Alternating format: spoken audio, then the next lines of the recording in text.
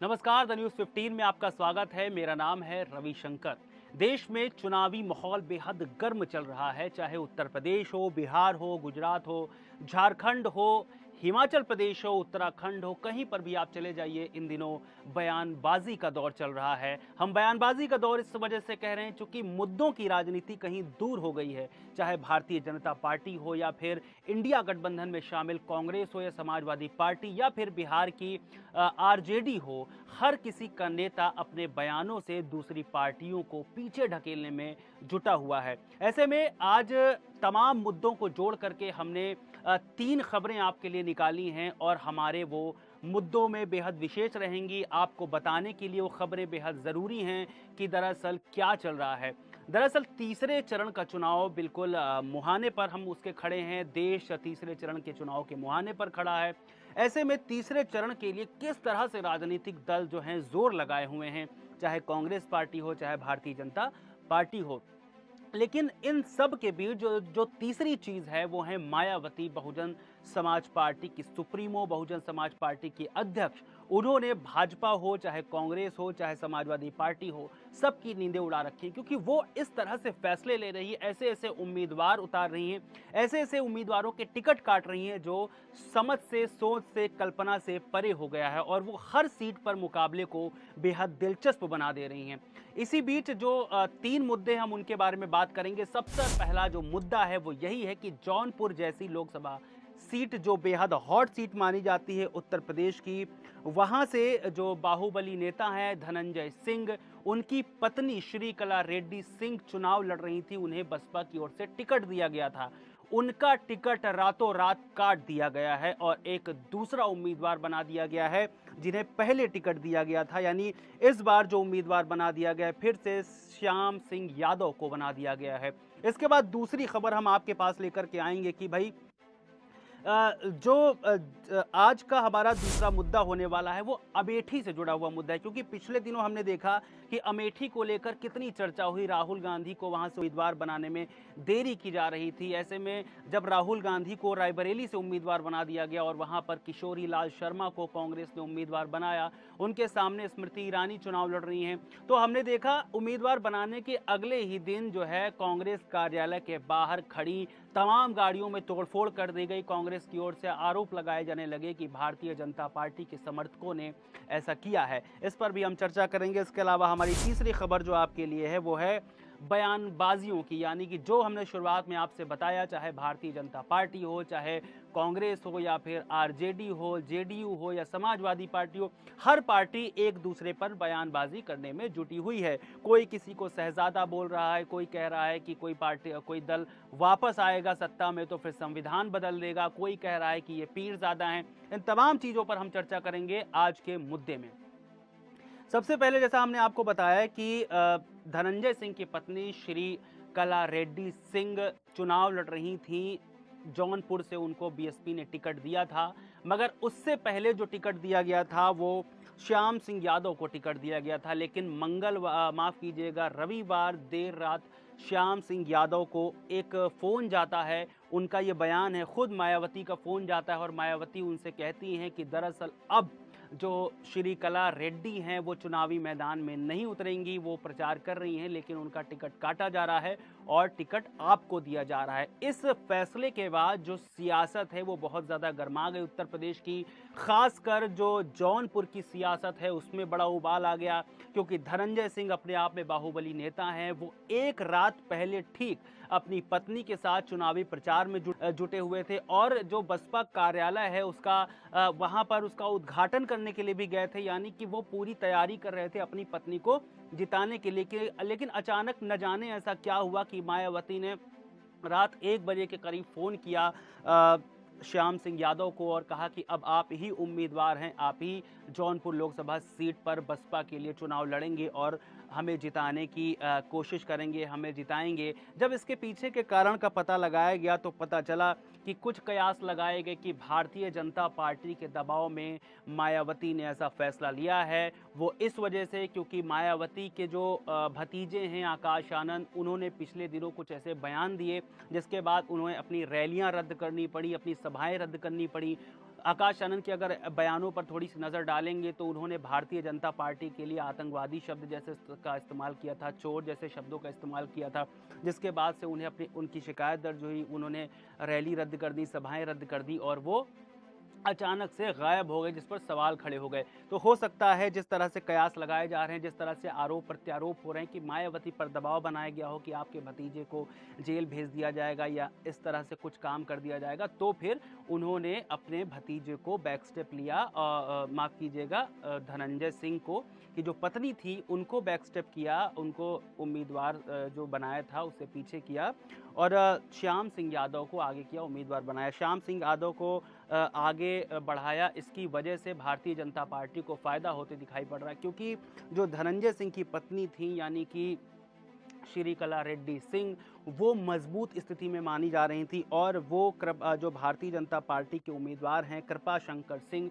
उनके सामने मजबूती से खड़ी दिखाई पड़ रही थी। यानी कहा जा रहा था कि जौनपुर में जो टक्कर है वो सीधे तौर पर भाजपा के कृपा शंकर सिंह से बसपा की जो श्रीकला सिंह रेड्डी थी उनसे है। अब उनके हट जाने के बाद मामला यहाँ पर त्रिकोणी हो गया है, क्योंकि अब श्याम सिंह यादव बसपा की ओर से आ गए हैं, बीजेपी की ओर से कृपा शंकर सिंह और सपा की ओर से बाबू सिंह कुशवाहा जो चुनावी मैदान में उतर आए हैं। इसके अलावा अगर हम आपको यहाँ पर जाति समीकरण बता दें जौनपुर में, तो राजपूतों का बेहद ज़्यादा दबदबा है, लेकिन उससे भी ज़्यादा यहाँ पर ब्राह्मण वोट एग्जिस्ट करते हैं और ब्राह्मण वोटों की संख्या ज़्यादा है। ब्राह्मणों की संख्या यहाँ पर मान के चलें कि 15.72% के करीब है, उनसे कम राजपूत 13.30% वोटर्स हैं यहाँ पर। मुस्लिम और अनुसूचित जाति के वोटरों की भी संख्या अच्छी खासी है। तो यानी कि अब जौनपुर में मामला त्रिकोणी हो गया है मायावती की इस चाल के बाद। हालांकि अभी बहुत सारे खुलासे होने बाकी हैं कि मायावती ने रातों रात धनंजय सिंह की पत्नी का टिकट क्यों काट दिया। खैर, अब आते हैं हमारे दूसरे मुद्दे पर, और दूसरा मुद्दा हमारा ये है कि अमेठी में कांग्रेस कार्यालय के बाहर तोड़ फोड़ किसने की। तो ये अपने आप में बड़ा सवाल है। पुलिस में इसकी शिकायत कर दी गई है कांग्रेस पार्टी की ओर से और इसकी जांच भी शुरू हो गई है। दरअसल अमेठी लोकसभा सीट उत्तर प्रदेश की बेहद हॉट सीट में से एक मानी जाती है और यहाँ से लंबे वक्त से कयास लगाए जा रहे थे कि राहुल गांधी कांग्रेस के जो सबसे बड़े नेता हैं वो चुनाव लड़ेंगे, स्मृति ईरानी को टक्कर देंगे। भारतीय जनता पार्टी ने स्मृति ईरानी को पहले उम्मीदवार बना दिया था।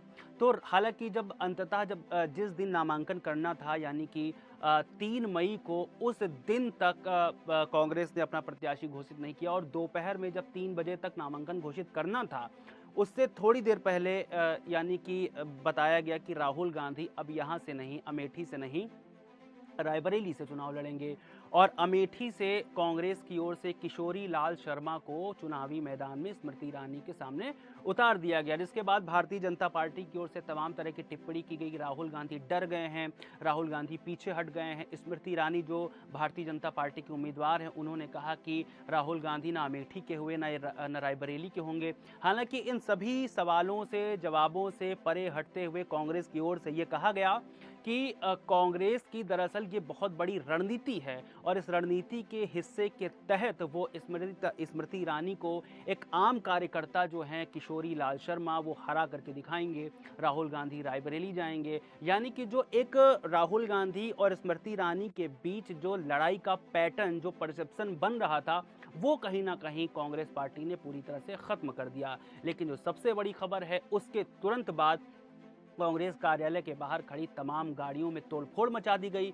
इसके तुरंत बाद कांग्रेस पार्टी की ओर से ये कहा गया कि बेहद ओछी राजनीति है और डर का हार है भारतीय जनता पार्टी के पास, इसी वजह से वो कांग्रेस के ऊपर हमले करवा रही है, कांग्रेस के दफ्तर में तोड़फोड़ करवा रही है, कांग्रेस वालों को परेशान करने की कोशिश कर रही है ताकि कांग्रेस पार्टी की ओर से डर का माहौल बन जाए और किशोरी लाल शर्मा जो हैं वो उम्मीदवार हैं, वो अपनी पूरी ताकत के साथ चुनावी मैदान में स्मृति ईरानी को टक्कर ना दे पाए। हालांकि ये पूरा का पूरा जांच का विषय है, लेकिन सवाल बड़ा है अगर जांच में किसी भी पार्टी के, किसी भी दल के, किसी भी प्रत्याशी के जानने वाले आसपास के लोग नजर आते हैं तो ये अपने आप में बड़ा सवाल हो जाएगा कि क्या चुनाव जीतने के लिए इस तरह के हथकंडे अपनाए जा सकते हैं और अगर ऐसा किसी ने किया तो चुनाव आयोग उस पर किस तरह से कार्रवाई करेगा। हालांकि अभी भी जो अमेठी में चुनावी माहौल बना हुआ है उसे देखते हुए ये कहा जाएगा कि आने वाले वक्त में अमेठी के चुनाव बेहद दिलचस्प होंगे और देखना होगा कि किशोरी लाल शर्मा जो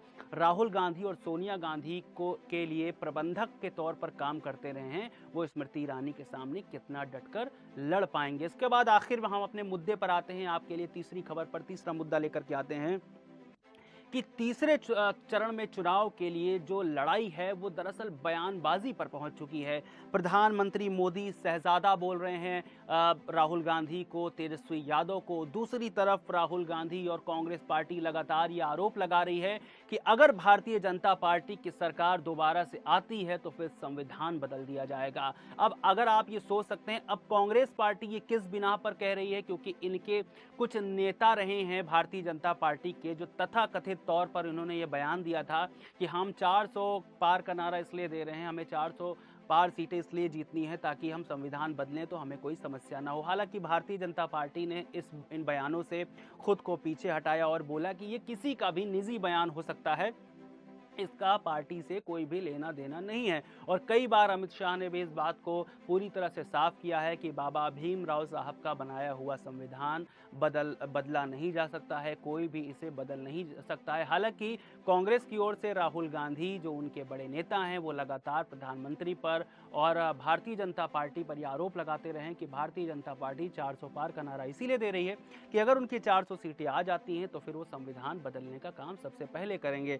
दूसरी तरफ हम देखेंगे कि जो प्रधानमंत्री नरेंद्र मोदी हैं वो लगातार शहजादा बता रहे हैं राहुल गांधी को, कह रहे हैं कि और तेजस्वी यादव को कह रहे हैं कि ये लोग सड़कों पर नहीं उतरते हैं, ये लोग सिर्फ एसी में बैठकर राजनीति करते हैं, ये सिर्फ ट्विटर वाली राजनीति करते हैं, इन्हें देश के मुद्दों की समझ नहीं है, ये ज़मीन पर नहीं जानते क्या काम होता है, ये किसानों के बारे में नहीं जानते कि क्या फसल उगानी होती, कैसे उगानी होती, ये सिर्फ जा करके कॉलर में माइक लगा करके फ़ोटो खिंचवाते हैं, वीडियो बनवाते हैं। इन्हें खेती किसानी लोगों के बारे में या हमारी संस्कृति के बारे में दरअसल कोई जानकारी नहीं है। ये प्रधानमंत्री नरेंद्र मोदी लगातार आरोप लगाते रहते हैं। हमने कुछ दिनों पहले देखा था कि प्रधानमंत्री नरेंद्र मोदी ने मंच से खड़े होकर के मंगलसूत्र के बारे में आरोप लगाया था और कहा था कि अगर कांग्रेस की सरकार या इंडिया गठबंधन की सरकार आती है तो विरासत टैक्स के तहत ये लोगों के मंगलसूत्र भी छीन लेंगे, ये आपकी जो संपत्ति है निजी संपत्ति उस पर भी टैक्स मांगेंगे। और दूसरी तरफ इसका जवाब देते हुए प्रियंका गांधी ने भी कहा कि प्रधानमंत्री जी आपके मंगलसूत्र तक की बात करने लगे हैं, आपके घर में घुसने लगे। इस तरह की बयानबाजी दोनों तरफ से चल रही है। अब इन बयानबाजियों का कितना असर हमारी जनता पर होता है, जनता क्या सोचकर वोट देती है, ये देखने योग्य होगा और बेहद दिलचस्प होगा। हालांकि ये ज़रूर कहा जा सकता है कि फिलहाल के लिए हमारी सरकारें और जो सत्ता दल है या फिर जो राजनीतिक दल हैं वो मुख्य मुद्दों को छोड़कर यानी महंगाई, बेरोजगारी, शिक्षा, स्वास्थ्य, कृषि, इन सब चीज़ों को छोड़कर बयानबाजी पर ज़्यादा ध्यान दे रही है, जो जनता के लिए किसी भी तरह से ठीक नहीं है। हमारे साथ ऐसे ही बने रहिए, हम ऐसे ही तमाम मुद्दों को लाकर के आपके बीच रखते रहेंगे और जानकारी देते रहेंगे कि चुनाव के लिए या दिन भर के लिए क्या कुछ बड़ा होने वाला है या क्या कुछ बड़ा हो रहा है। तब तक के लिए नमस्कार। द न्यूज़ 15 को देखने के लिए सब्सक्राइब करें। शुक्रिया।